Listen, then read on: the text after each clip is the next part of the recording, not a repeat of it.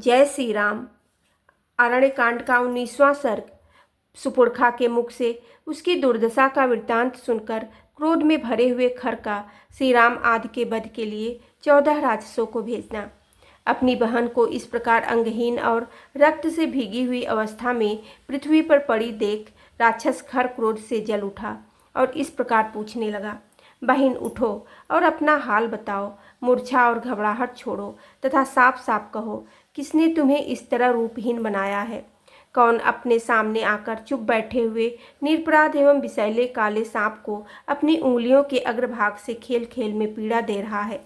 जिसने आज तुम पर आक्रमण करके तुम्हारे नाक कान काटे हैं, उसने उच्च कोटि का विष पी लिया है तथा अपने गले में काल का फंदा डाल लिया है। फिर भी मोहवश वह इस बात को समझ नहीं रहा है। तुम तो स्वयं ही दूसरे प्राणियों के लिए यमराज के समान हो, बल और पराक्रम से संपन्न हो तथा इच्छानुसार सर्वस्त्र विचरने और अपनी रुचि के अनुसार रूप धारण करने में समर्थ हो। फिर भी तुम्हें किसने इस दुर्वस्था में डाला है जिससे दुखी होकर तुम यहाँ आई हो? देवताओं, गंधर्वों, भूतों और महात्मा ऋषियों में यह कौन ऐसा महान बलशाली है जिसने तुम्हें रूपहीन बना दिया है? संसार में तो मैं किसी को ऐसा नहीं देखता जो मेरा अप्रिय कर सके। देवताओं में सहस्त्र नेत्रधारी पाक शासन इंद्र भी ऐसा साहस कर सके, यह मुझे नहीं दिखाई देता।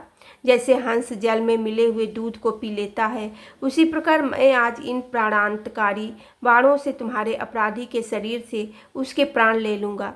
युद्ध में मेरे बाणों से जिसके मर्म स्थान छिन्न भिन्न हो गए हैं तथा जो मेरे हाथों मारा गया है, ऐसे किस पुरुष के फेन सहित गरम रक्त को यह पृथ्वी पीना चाहती है?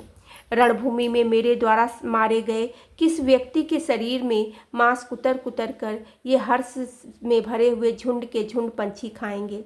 जिसे मैं महासमर में खींच लूँ, उस दीन अपराधी को देवता, गंधर्व, पिशाच और राक्षस भी नहीं बचा सकता।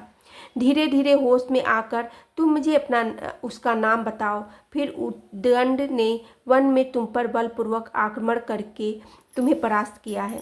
भाई का विशेषतः क्रोध में भरे हुए भाई खर का यह वचन सुनकर सुपुर्खा नेत्रों में आंसू बहाती हुई इस प्रकार बोली, भैया, वन में 2 तरुण पुरुष आए हैं जो देखने में बड़े ही सुकुमार हैं, रूपवान और महान बलवान हैं।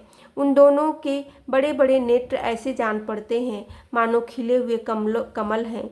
वे दोनों ही वल्कल वस्त्र और मृगचर्म पहने हुए हैं।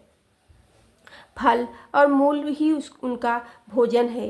वे जितेंद्रिय, तपस्वी और ब्रह्मचारी हैं। दोनों ही राजा दशरथ के पुत्र हैं और आपस में भाई भाई हैं।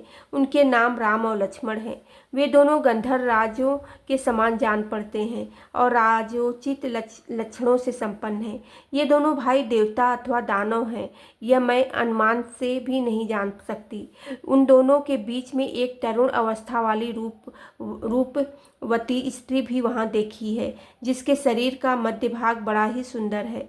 वह सब प्रकार से आभूषणों से विभूषित है।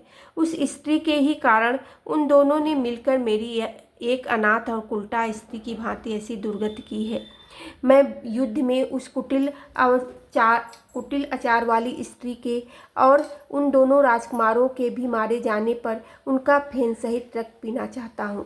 रणभूमि में उस स्त्री का और उन पुरुषों का भी रक्त मैं भी पी सकूँ, यह मेरी पहली और प्रमुख इच्छा है, जो तुम्हारे द्वारा पूर्ण की जानी चाहिए।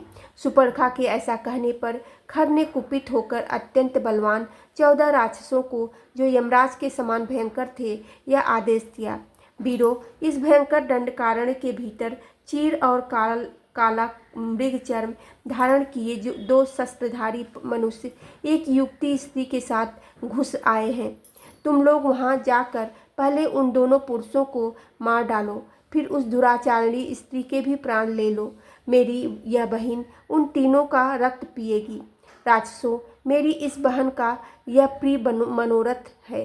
तुम वहां जाकर अपने प्रभाव से उन दोनों मनुष्यों को मार गिराओ और बहन के इस मनोरथ को शीघ्र पूरा करो। रणभूमि में उन दोनों भाइयों को तुम्हारे द्वारा मारा गया देख यह हर्ष से खिल उठेगी और आनंद मग्न होकर युद्ध स्थल में उनका रक्तपान करेगी। खर की ऐसा आज्ञा पाकर वे 14 राक्षस हवा के उड़ाए हुए बादलों के समान विवश हो सुपर्णखा के साथ पंचवटी को गए। बोलो सियावर रामचंद्र की जय, पवने सुते हनुमान की जय।